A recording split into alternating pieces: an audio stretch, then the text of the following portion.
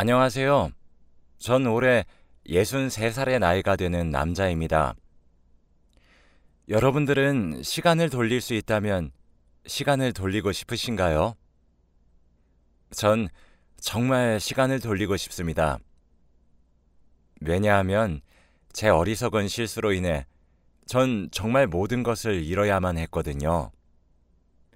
불과 몇 년 전까지만 해도 누구보다 행복한 가정을 꾸리고 있었고, 가족들의 자랑스러운 가장이었습니다.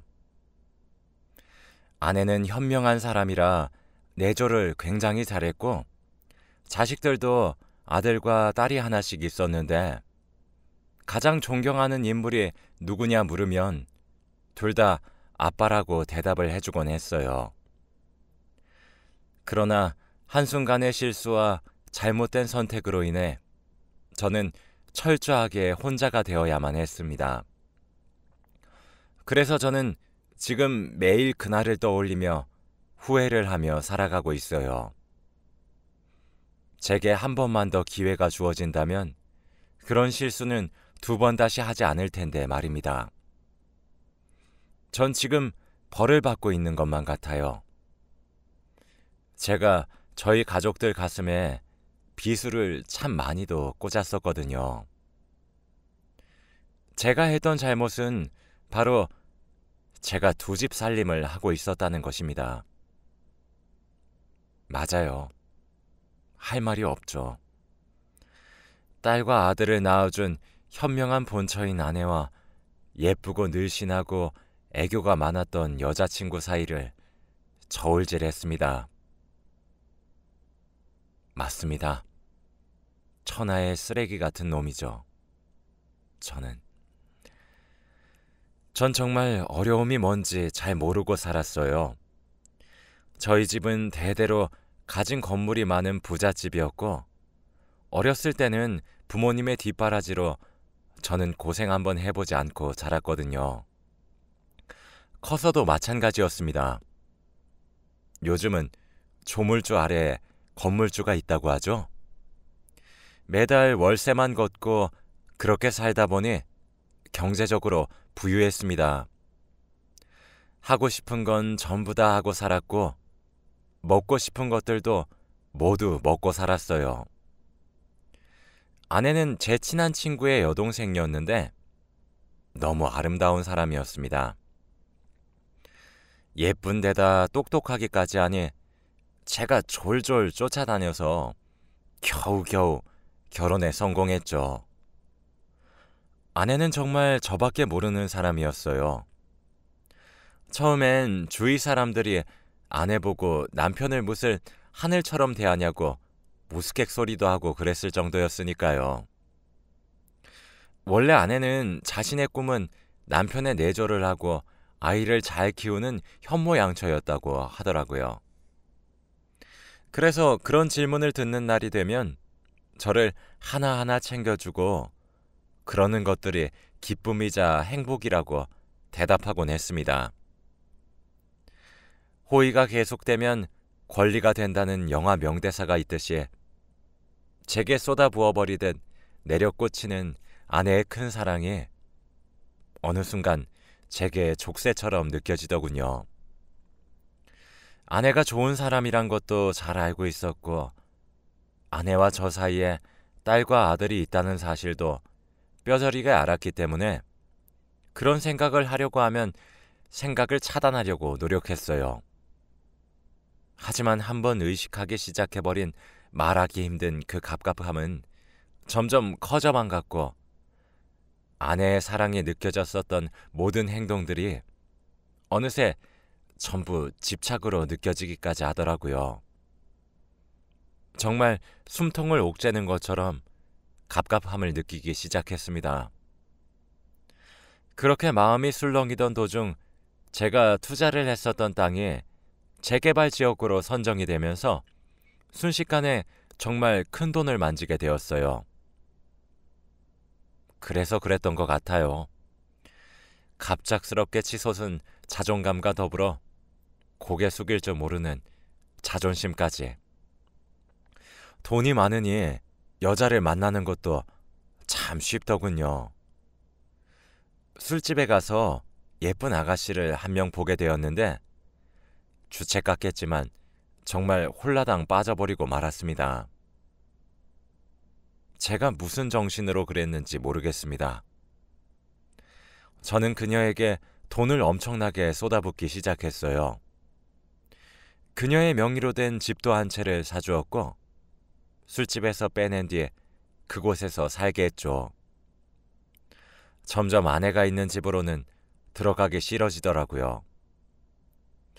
그렇게 가정에서 겉돌기 시작했고 어느새 평일은 그녀의 집에서 주말엔 아내의 집에서 일상을 보냈습니다. 당연히 제 변화를 가장 빨리 눈치를 챈 사람은 제 모든 것을 하나하나 일일이 챙겨주었던 아내였어요. 하긴 모르는 것이 말이 되지 않았죠. 아내는 천성이 유약한 사람이었습니다. 처음 불륜을 걸렸던 날 저는 아내가 이혼을 요구하자고 하면 어쩌나 발을 동동 굴렸어요.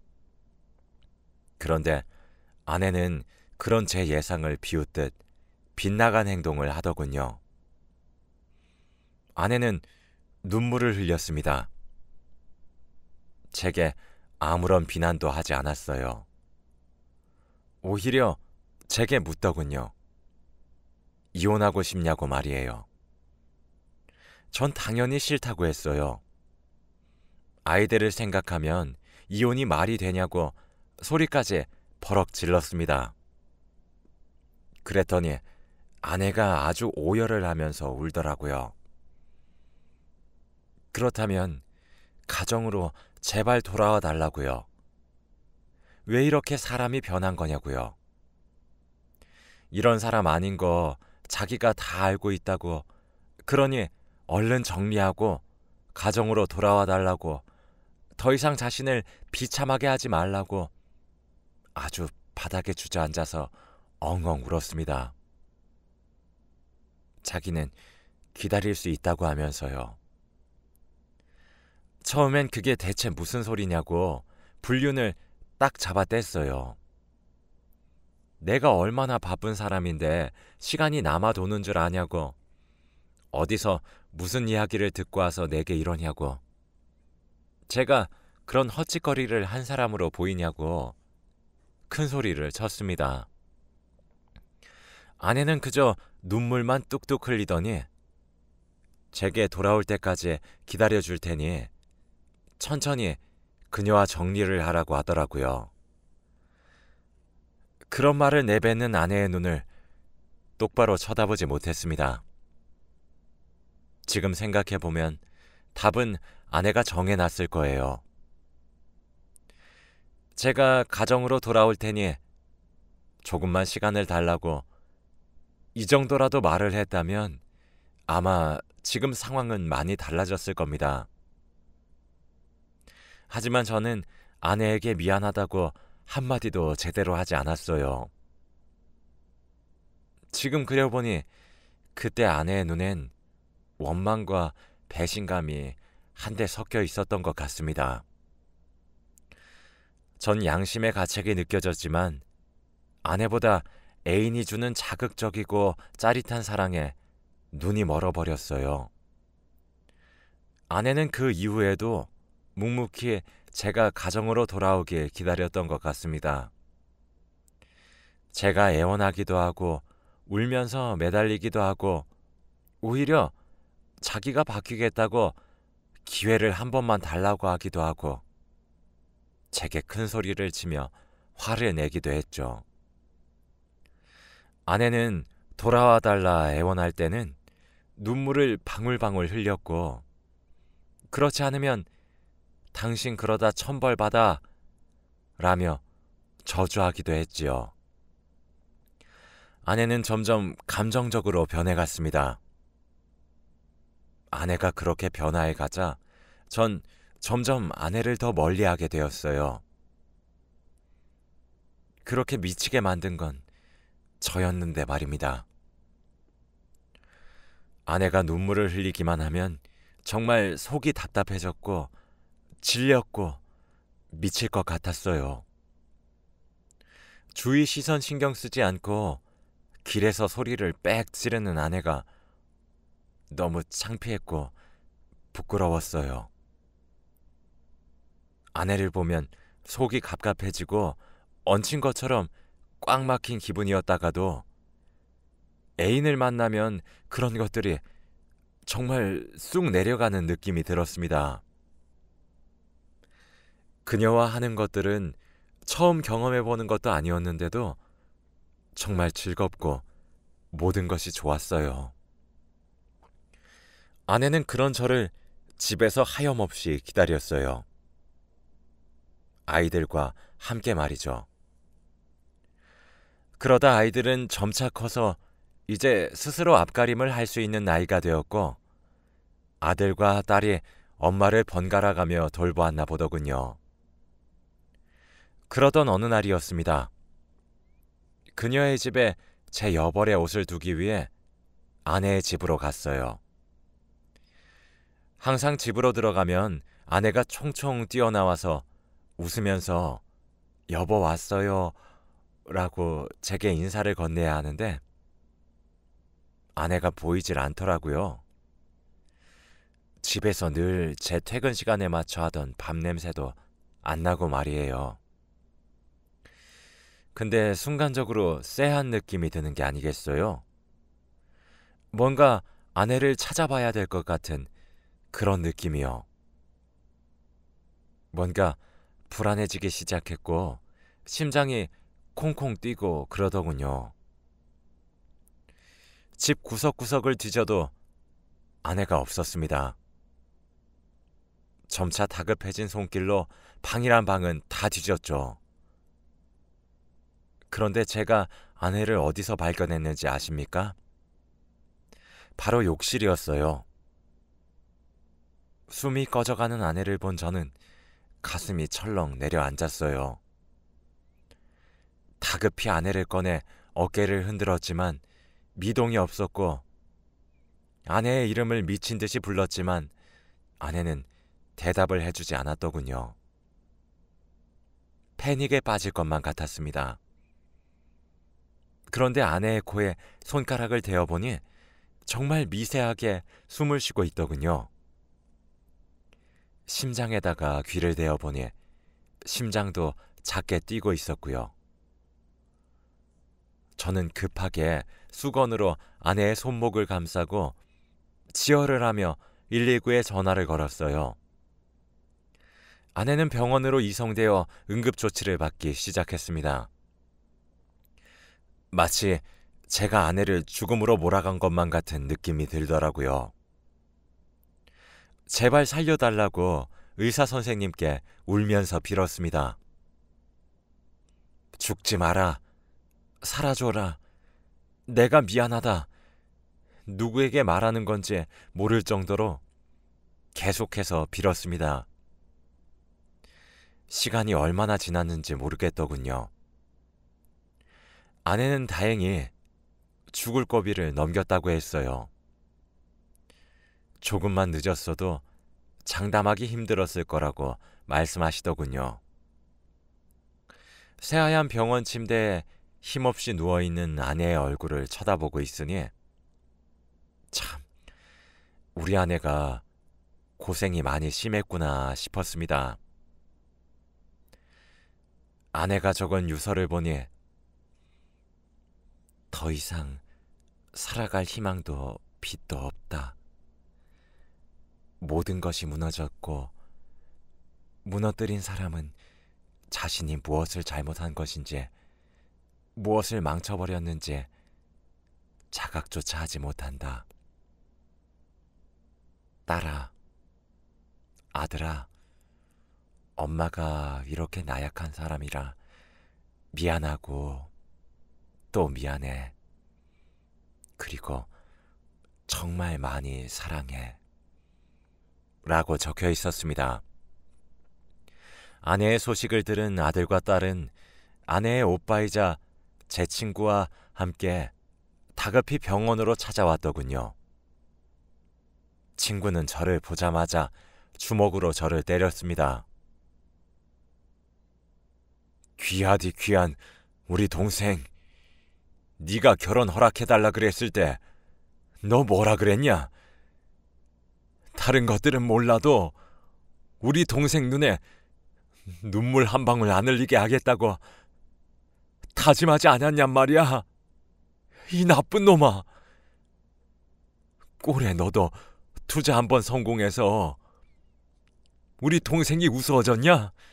내 동생 눈 못 뜨게 되는 날 너 죽고 나 사는 줄 알아. 어디 염치 없이 여기 뻔뻔하게 들어와. 당장 안 꺼져?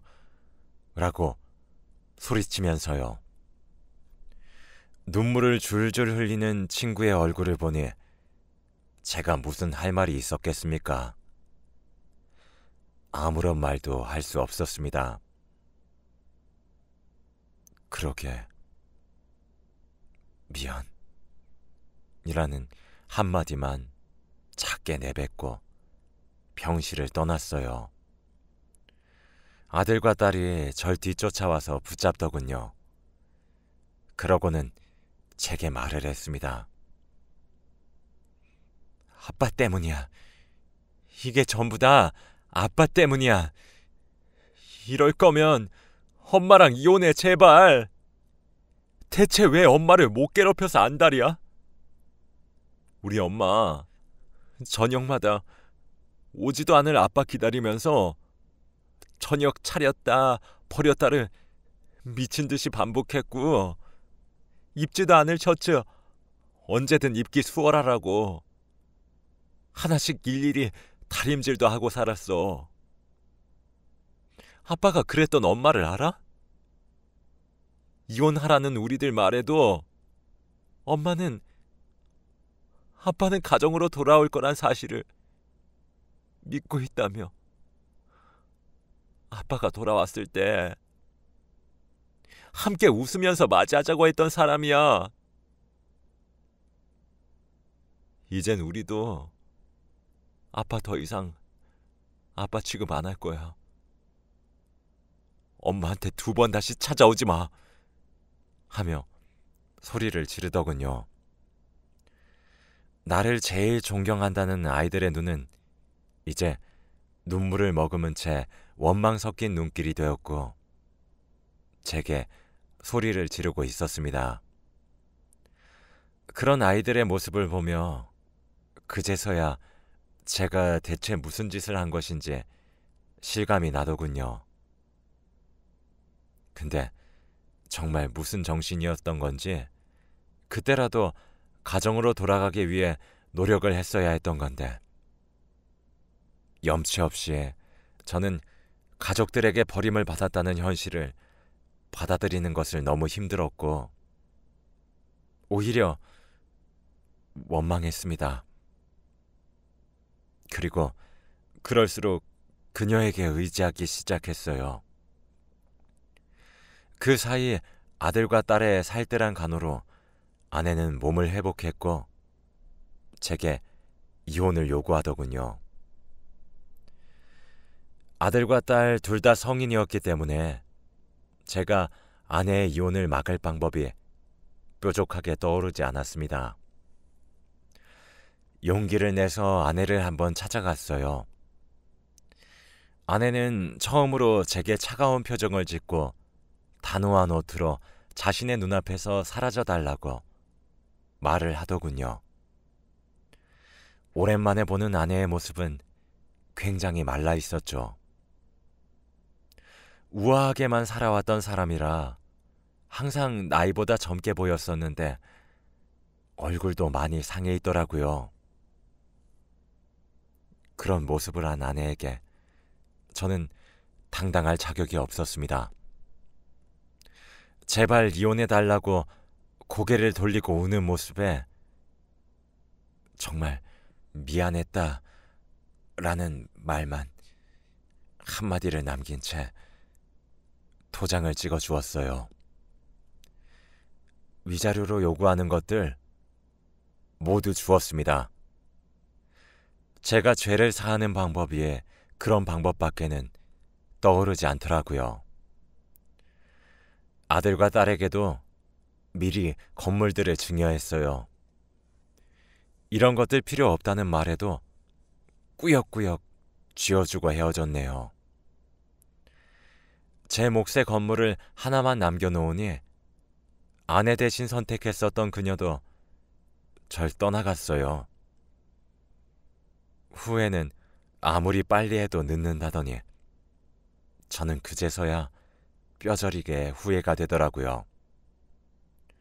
그렇게 혼자 살게 되었습니다. 아내와 아이들이 저를 외면을 하고 나니 그제서야 알겠더라고요. 제가 멍청하고 미련했었던 사실을 말이에요. 후회에 사무쳐서 찾아도 가봤지만 정말 매몰차게 거절당했습니다. 자식들은 아버지 취급도 해주지 않더군요. 그래서일까요? 아니면 아내가 그러다 천벌받으면 어쩔 거냐고 저주를 했기 때문일까요? 정말 하늘에서 벌을 내렸더라고요. 지금으로부터 2달 전 건강검진을 했는데 정밀 검사가 필요하다고 해서 한 번 더 검사를 진행했어요. 그 결과 간암이었습니다. 간암 말기였고 왜 이제 왔냐는 의사의 말에 참 할 말이 없더군요. 그로부터 8개월 정도 더 살 수 있다고 하셨으니 이제 제게 6개월이란 시간만 남았네요. 의사한테 시한부를 판정받고 나서 가장 먼저 하고 싶었던 일이 뭐였는지 아십니까? 바로 제 아내에게 용서를 구하는 일이었어요. 아내에게 연락해서 만남을 구걸했습니다. 착한 아내는 절 만나기 위해 나와주더군요. 누군가는 제게 치졸하다 욕을 할지도 모르고 동정심을 이용했다고 비난해도 할 말이 없지만 저는 아내에게 간암 말기고 시한부라고 솔직하게 말을 하고 용서해달라고 빌었어요. 시한부 판정을 받자마자 가장 먼저 들었던 생각은 당신에게 용서를 구하는 일이었어. 내가 너무 어리석었고 당신에게 아픈 기억만 남겨주고 지우지 못할 흉터를 안겨줘서 정말 미안해. 제발 용서해줘. 정말 내가 잘못했어. 라고 말하며 정말 끄끄 울었습니다. 아내는 놀란 듯 말을 잇지 못하더군요. 그런데 아내는 그런 제가 밉지도 않은지 남은 기간 동안 같이 살자고 해주었습니다. 내가 밉지도 않냐는 질문에 아내는 미워요. 그런데 저는 곧 세상을 등진다는 사람 외면할 정도로 모질지 않다는 거 당신도 잘 알잖아요. 그러니 제게 간암 말기에 걸렸다고 동정심을 유발하는 거 아닌가요? 그러니 당신 장단에 맞춰줄게요. 속아 넘어가 주겠다 이 말이니까 집으로 들어와요. 하더라고요. 역시 제 속을 들여다보는 듯한 아내의 말에 놀랐습니다. 그렇게 지금 2달째 아내의 보살핌을 받으며 마지막 생애를 보내고 있어요. 한 번씩 밤새도록 헛구역질이 올라오기도 하고 통증이 심해 진통제 없이 단 1시간도 마음 편히 잘 수는 없지만 곧 고통에서 해방될 거란 생각에 마음이 편해집니다. 아이들도 처음엔 저를 미친 듯이 거부하더군요. 자식이지만 씻을 수 없는 죄를 지었던 것은 맞았기에 아이들에게 무릎을 꿇고 진심으로 사과했습니다. 아이들도 아내를 많이 닮아 마음이 참 많이 약하더군요. 암에 걸렸다고 하니 바로 걱정스러운 표정을 짓는데 미안하기도 고맙기도 하면서 만감이 교차하는 듯한 기분이 들었습니다. 이렇게 소중하고 어떻게 보면 바보 같을 정도로 착한 가족들에게 제가 무슨 짓을 한 것인지 지금도 매분 매초 미안하고 후회스럽네요.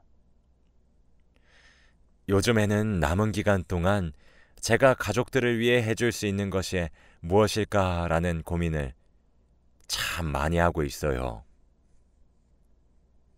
그렇게 상처만 줬는데도 아버지란 이유로, 남편이란 이유로 다시 절 받아들여 준 것도 정말 감사하게 생각합니다.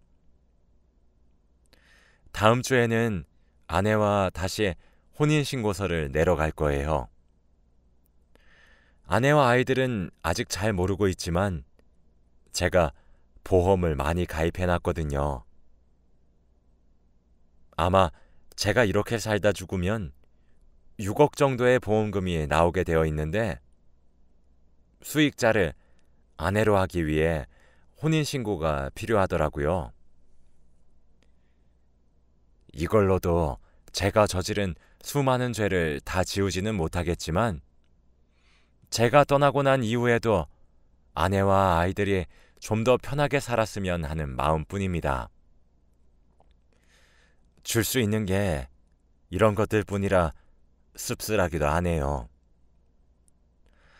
아내와 아이들은 이깟 돈 같은 재산보다 다정한 한마디를 내뱉을 줄 아는 남편과 아버지가 필요했을 텐데 말이죠. 제 이야기를 들으셨으니 모두 잘 아시겠지요? 다들 남의 마음에 비수꽂지 말고 피눈물 흘리게 하지 마세요. 진심으로 후회할 짓 하지 마세요. 절대 죄를 지으면서 삶을 살아가지 마시길 바랍니다. 정말 본인에게 전부 어떻게든 돌아오게 될 것이고 벌을 받게 될 거예요. 그리고 사랑하는 사람들의 원망을 받게 될 수도 있겠죠. 비록 저는 후회뿐인 인생이었지만 마지막에라도 아빠 노릇, 남편 노릇을 할 수 있는 기회를 받게 되어 정말 기쁩니다. 여러분의 가정은 평안하신가요? 만일 그런 생각이 들지 않는다면 작은 것부터 고쳐나가 보시길 권해드리겠습니다. 본인의 생각보다 좋은 남편이 되는 법과 좋은 아버지가 되는 법은 쉬울지도 모르거든요. 제 긴 이야기를 들어주셔서 감사합니다. 다들 후회 없는 인생 사시길 바라며 글을 마칠게요. 감사합니다.